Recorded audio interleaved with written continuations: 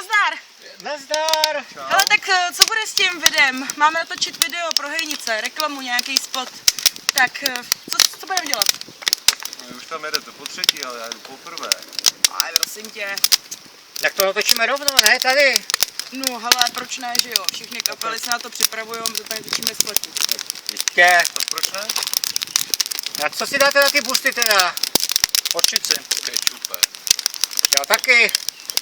Tak jo, Tak jdem na to. tak jdem na to. Tak jdem. Takže čau, my jsme kapela Vezheráčka. Chceme říct, že se na vás hrozně těšíme.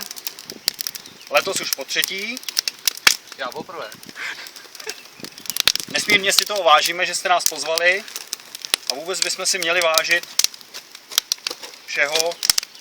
Hlavně teda svých nástrojů. Tak jo. Tak jo. Takže čau. Takže čau, Hejnici. Ahoj. Čau. Ahoj!